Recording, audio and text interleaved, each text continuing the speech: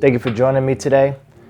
So in this episode, I want to dive into the layers of the human experience, the masks that we all wear, and the journey towards unraveling them and to develop self-mastery.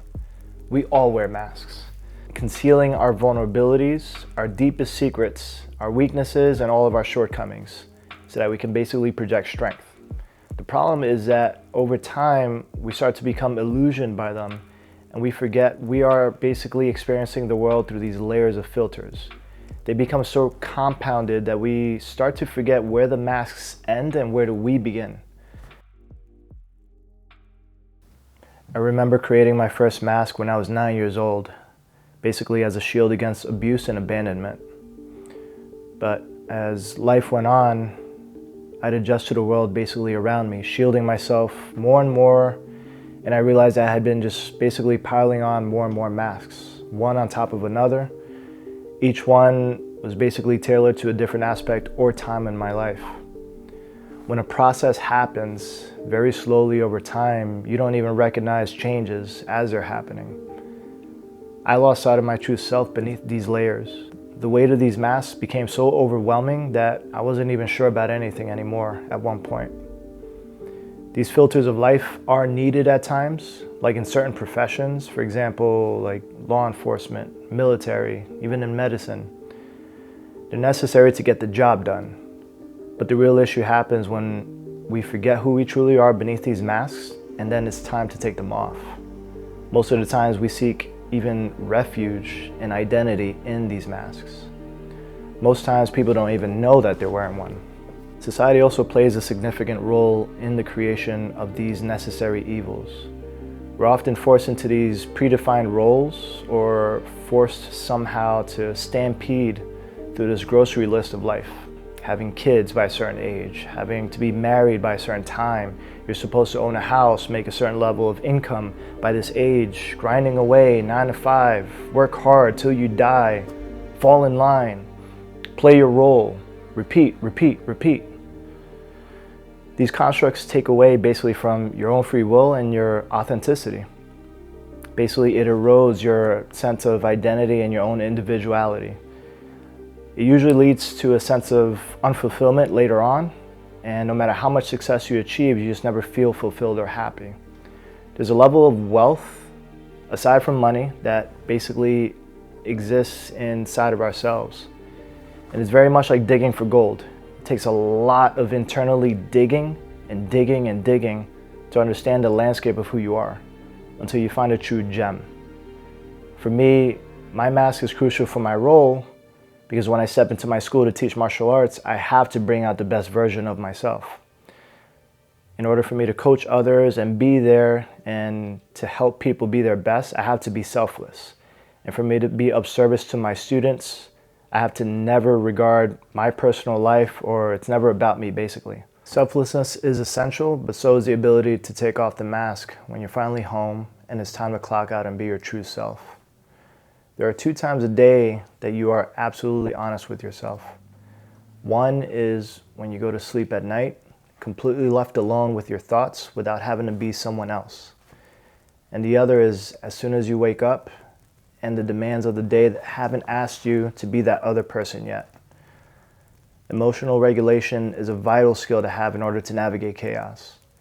Masks basically help us to manage our emotions so that we prevent them from clouding our judgment or our performance in what we do on a day-to-day basis. The key is basically being aware that you're wearing a character that is demanded of you, and also understanding that what its strengths and weaknesses are. But also understanding that there's another character beneath the mud of the day that needs your attention. When you starve that person, that's when we lose sight over what truly brings us joy and happiness. True strength lies not in ignoring what goes on emotionally inside, but in the awareness of your emotions and the resilience to move forward, even if it absolutely fucking sucks. At least you're aware of the devil that lies within, so at some point or another, you can have that conversation with him. It's not always about denying your emotions. It's about dealing with them up front, confronting the situations, and learning to overcome what the emotions may be that are interfering with your ability to perform. It's also about learning how to operate regardless of the intensity of it. It's basically like having courage. It doesn't mean that you don't feel the fear. It just means that you act in the face of it. That's why focusing on what you can control is also a very important tool to have in life. In a world beyond our control, the only thing that we can master is basically ourselves. Focusing on the things that we can change, like the space between our ears. They help empower us to make the positive changes necessary for a more fulfilling life. My journey towards working on self-mastery, it all basically began with self-destruction. It all started 4 years ago, after my father had died. Every mask that I ever made in order to protect myself, it all shattered.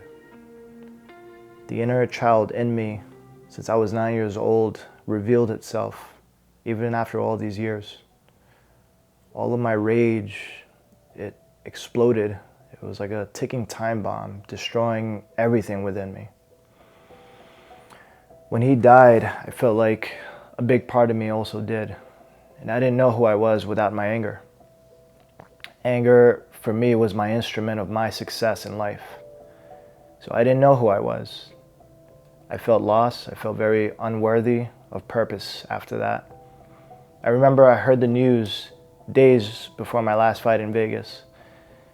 And the night before the fight, I was alone in my hotel room. And I was having what I thought was my first panic attack ever. I kneeled in front of the toilet thinking that I had to puke. I was so hot. I remember I felt like I couldn't breathe. I just wanted to rip the clothes off me. I remember undressing and just being there on my knees in front of the toilet. I never prayed that hard before. I remember asking God to shrink me so that I could flush myself down a toilet. I just wanted to disappear. I barely slept that night. I went on to fight anyways. But I remember feeling outside of myself in that cage, like I was a spectator. I was just standing there observing myself in body, but my heart wasn't there. Before he passed away, we had a final conversation. It was full of rage and words that I expressed to let him know how I felt basically my whole entire life during his absence. I didn't know that that would be the last time that I'd ever speak to him. I departed ways from my father with words of rage that haunted me long after. My other side of the family held a funeral basically behind my back, and they ghosted me from all communication. I felt so betrayed by my own family and betrayed by my own rage. I spent years keeping it together in front of everyone. I was punishing myself in silence for a long time. I was put away in a psychiatric unit at one point, spiraling. My lowest point was having a 9mm pointed to the side of my head. I remember I rented out a basement in the middle of Pennsylvania. I was bedside with a nightstand and a Bible laying on it. I stared at it for some time, and I wanted to feel like I had control over something in my life. I wanted to feel powerful again. I wanted to exhale. I wanted to breathe. I picked up the gun, I racked it, and I pointed it to the side of my head. I wanted to feel something that lied between the space of my finger and the trigger. And the mask I was wearing all of these years, I just wanted it gone. I heard my mother in my head, and I remember looking around at the wallpaper in the place, and I remember telling myself that this can't be the way this ends, with my brain splattered here in the middle of nowhere. I needed to change, and I had to work on what was there all along. I just needed to first realize that I had so many masks and so much lies going on inside of me to finally address it. I felt so paralyzed by years of rage and unaddressed traumas. I later started to learn that all of it could also be a superpower. The journey of taking the broken pieces of your past and then creating a masterpiece is a path towards healing, and it isn't easy by any means. It starts first with acknowledging the damage that is within us all. Detaching from your past, understanding that you are not defined by it, and also beginning the process of rewiring yourself. You are not your past. You're a beautiful chaos of all the experiences of your life that give you a unique perspective and a strength. And in the end, true strength isn't about neglecting your emotions, but it's basically controlling them and being aware and moving forward.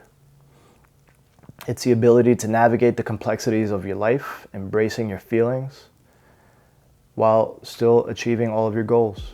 Not getting clouded by the vast spectrum of human emotions and learning how to use it in a very focused way to bring you perspective and experience. That is a superpower as well. Thank you guys for listening and joining me on this journey of self-mastery and the power of masks. Remember that wounds demand to be heard, but it's through self-awareness and resilience and through self-mastery that we can heal and thrive.